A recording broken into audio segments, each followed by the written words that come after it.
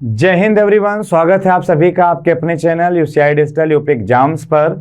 जैसा कि आप हमारे पीछे देख पा रहे होंगे कि जितनी भी पिछले वीडियोस हुई हैं सब टॉपिक वाइज अब हम लोग कर रहे हैं। पहले हम लोगों ने लगभग 30+ मॉक डिस्कस किया आपके साथ जो पेट से रिलेटेड थे, तो आज उसी में एडजेक्टिव हम लोगों को डिस्कस करना है। उससे पहले मैं आपको बता दूं, आप यूपी के किसी भी एग्जाम की तैयारी कर रहे हैं, आपके लिए चैनल बड़ा इंपॉर्टेंट है।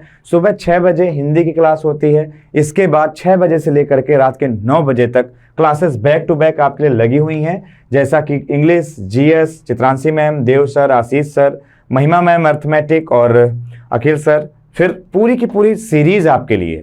तो आपको बस मन लगा करके पढ़ना है। आपको लगता है कि आप हमें फॉलो करें तो आप प्लीज़ हमें हमारे 3 सोशल मीडिया प्लेटफॉर्म्स हैं, टेलीग्राम, इंस्टा और फेसबुक, आप यहाँ हमें फॉलो कर सकते हैं। जितने भी इंपॉर्टेंट कंटेंट्स हैं, पीडीएफ हैं, वो हम टेलीग्राम पे शेयर करते हैं। आप अगर व्हाट्सएप से हमसे नहीं जुड़ पा रहे हैं, आपको कोई पर्सनल चैट करके कुछ भी पूछना है, पर्सनली आपको कम्युनिकेट करना है, आप इंस्टा पे आइए। और जो भी इंफॉर्मेशन है, छोटी छोटी क्विजेज और भी हैं, वो सब हम फेसबुक पे करते रहते हैं, ठीक है। बाकी जो मोटिवेशन थॉट्स हैं हमारे स्टूडेंट्स के, वो सब हमारे एक्सपीरियंसेस, वो सब फेसबुक पे शेयर होते हैं। आपको बता दें कि हमारे 2 एप्लीकेशन हैं, रेविंग्स और काबिल, दोनों ही बहुत ही शानदार हैं। इसका आप रिव्यू देखेंगे तो आप पाएंगे लोग इसे कितना लाइक करते हैं। और मैं आपको बताऊं, जो आपका काबिल है, काबिल में इतना मैटर पड़ा हुआ है, फ्री ऑफ कॉस्ट, ठीक है। वहाँ मॉक भी है, वहाँ क्विजेस भी हैं, असाइनमेंट्स हैं। तो आप जाइए, इसे फटाफट डाउनलोड करिए और पढ़ना स्टार्ट करिए। आपको लगता है कि पढ़ाई को एक हम परफेक्ट वे में आगे ले जाएं, एक नया आयाम देना है, तो लूसेंट का हमारा कोर्स है 199, किसी भी सब्जेक्ट का हिंदी वर्जन है ये। आप आसानी से लीजिए, 6 महीने के लिए कॉन्सेप्ट भी पढ़िए, एक्सरसाइज भी पढ़िए और अपने डाउट भी क्लियर करिए। ये सारी फैसिलिटीज इस कोर्स के साथ अवेलेबल है। दूसरा, एनडीए का कोर्स यूसीआई डिजिटल ने आपके लिए प्लान किया है बहुत ही कम चार्जेस में, जो कि 6 महीने के लिए आपको बहुत ही कम देना पड़ेगा पैसा। कॉन्सेप्ट भी है, एक्सरसाइज भी है, डाउट क्लियरिंग भी है और 600 से ज़्यादा घंटे रिकॉर्डेड वीडियोज के आपको दिए जाएंगे। हर सब्जेक्ट में आपकी बहुत अच्छी कमांड हो जाएगी और इसके बाद एनडीए को क्वालिफाई करना बहुत ही आसान हो जाएगा। 1 ईयर के लिए अगर आप ये कोर्स लेते हैं तो उसकी कीमत थोड़ी सी बढ़ जाती है, जो कि हो जाती है 5 की। बाकी सारी चीज़ें सेम है। तो बिना टाइम वेस्ट करते हुए आज की वीडियो हम लोग स्टार्ट करते हैं। और कुछ क्वेश्चन मैं इनमें डिस्कस कर चुका था, मुझे यहां से डिस्कस करना है। आइए बात कर लेते हैं क्वेश्चन नंबर 6 की। Few people know that the climate of Shimla is better than Singapore, ठीक है। अब देखना यहाँ पे आपको कुछ बातें समझनी पड़ेंगी, ठीक है। फ्यू पीपल नो, पहली चीज तो आपके सामने देखना, फ्यू पीपल नो का मतलब है लगभग ना के बराबर लोग ये बात को जानते हैं। The climate of Shimla is better than Srinagar. The climate of Shimla is better than Srinagar. तो आप ऐसे समझना, कंपेयर हमेशा इक्वल रैंक में होता है। इसका मतलब ये है द क्लाइमेट ऑफ शिमला का कंपेयर श्रीनगर से नहीं होगा, उसका कंपेयर होगा द क्लाइमेट ऑफ श्रीनगर। यानी जो हम आपको सिखाना चाह रहे हैं और जो आप हमसे सीखना चाह रहे हैं वो ये कि रटना मना है और आपको सीखना है कंपेयर हमेशा इक्वल रैंक में होता है। यानी ये कि क्लाइमेट ऑफ शिमला का कंपेयर क्लाइमेट ऑफ श्रीनगर से होगा। अब चूंकि बार बार हम वही क्लाइमेट नाउन यूज नहीं करेंगे, अब वो सिंगुलर है तो सिंगुलर के लिए हम क्या लगा देते हैं, दैट। तो क्या हो जाएगा, दैट। ये मत कह देना दैट ऑफ आता है।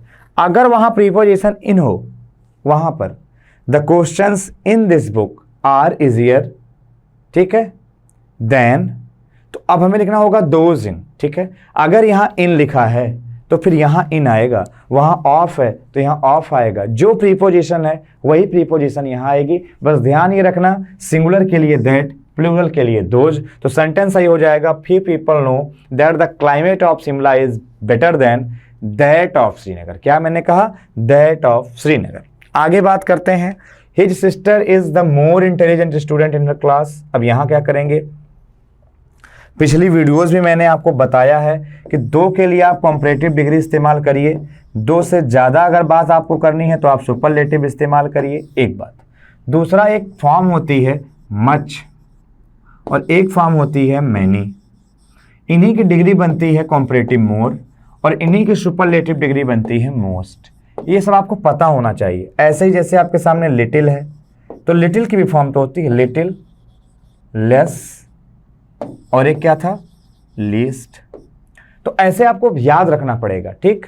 तो अब एक चीज समझना, पूरे क्लास में बात हो रही ना कि अब उसके पूरे क्लास में तो बात दो के बीच नहीं हो रही है, बात हो रही है दो से ज्यादा के बीच, तो आप लगाएंगे सुपरलेटिव।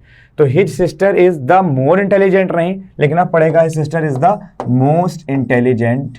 इसके बाद लिखेंगे स्टूडेंट इन हर क्लास। एक क्वेश्चन यहां से और बन जाएगा, अगर मैं लिख दूं Ram is the best boy, अगर मैं लिख दूं Ram is the best boy, तो ये सेंटेंस अपने आप में आपको लग सकता है सही है, बट ये गलत है। क्यों गलत है? कंपैरेटिव डिग्री तभी आएगी जब उसका कोई हम रेफरेंस देंगे, या हम कोई प्रीपोजिशनल फ्रेज लगा दें। ऐसे कर दें Ram is the best boy in the class, या हम लगा दें ऑफ ऑल।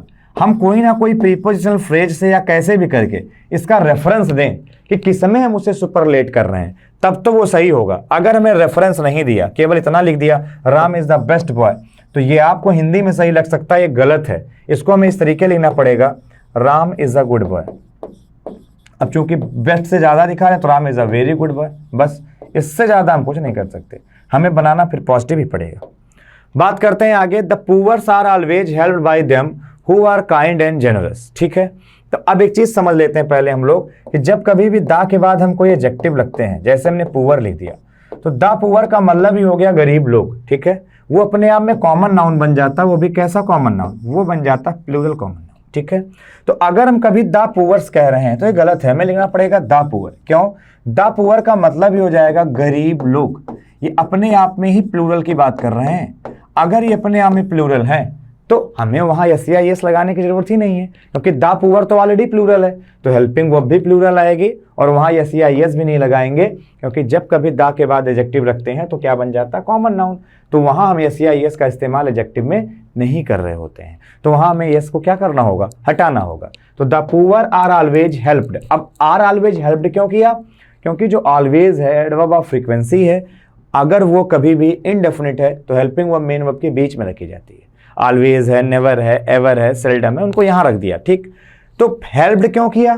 क्योंकि ये पैसिव बना हुआ है, पुअर मदद करते नहीं है, पुअर की मदद की जाती है, तो आर के साथ थर्ड फॉर्म में क्या है? पैसिव है। बाय देम, अब वो सब्जेक्ट है किसका? आर का, who are kind and generous. तो अब बात करते हैं अगले सेंटेंस की। As an artist Raju is as good if not better than Ramesh. ये आपके सामने सेंटेंस है, देखते हैं यहां पे आपका आंसर क्या आता है। चलिए मैं आपको बता देता हूं, आप समझना। अगर कभी भी एक चीज बताना, जैसे मैंने लिखा x प्लस वाई, तो ये सही है, लेकिन अगर मैं इस तरीके लिखूं x प्लस वाई तो ये गलत हो गया। क्यों? सर जब ये ब्रैकेट लगाया तो इसको भी लगाइए ना, अब सही हुआ। अच्छा, कहीं हम ऐसे लिख दें x प्लस वाई, केवल ये लगा दें, सर गलत है, ये ब्रैकेट भी लगाइए ना। इसका मतलब ये हुआ एज, सो, एज, एज, इनका एक ब्रैकेट होता है। इनका क्या होता है? एक ब्रैकेट होता है। और इनका जो ब्रैकेट होता है, आपको ध्यान रखना होगा, इनके बीच में आने वाली डिग्री हमेशा कौन सी होती है? इनके बीच में आने वाली डिग्री हमेशा कौन सी होती है? पॉजिटिव होती है।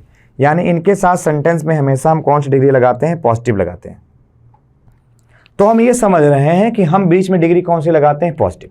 और अगर कॉम्परेटिव डिग्री आई तो कॉम्परेटिव डिग्री के बाद क्या लगाते हैं? देन। तो आप एक चीज समझना, एज गुड तो आया, तो यहां आपको और क्या लगाना होगा? एज। तो एज गुड, एज।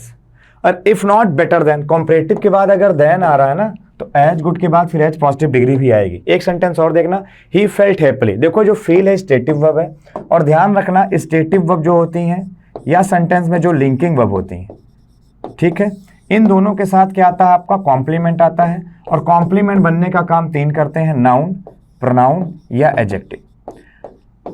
ठीक है, नाउन, प्रोनाउन या एडजेक्टिव कॉम्प्लीमेंट बनने का काम करते हैं। तो ध्यान रखिएगा, यहाँ पे हैप्पीली नहीं आएगा, यहाँ पे क्या आएगा? हैप्पी आएगा। हैप्पी क्यों आया? क्योंकि जो ही है वही हैप्पी है, जो हैप्पी है वही ही है। नाउन या प्रोनाउन के लिए एडजेक्टिव ही आएगा, एडवर्ब नहीं आएगा। तो आंसर आपका क्या हो जाएगा? ए हो जाएगा। इस तरीके से आप बहुत कुछ बड़े कम समय में सीख पा रहे हैं यूसीआई डिजिटल यूपी एग्जाम्स के साथ। तो आज के लिए इतना ही। Thank you very much. जय हिंद, टेक केयर।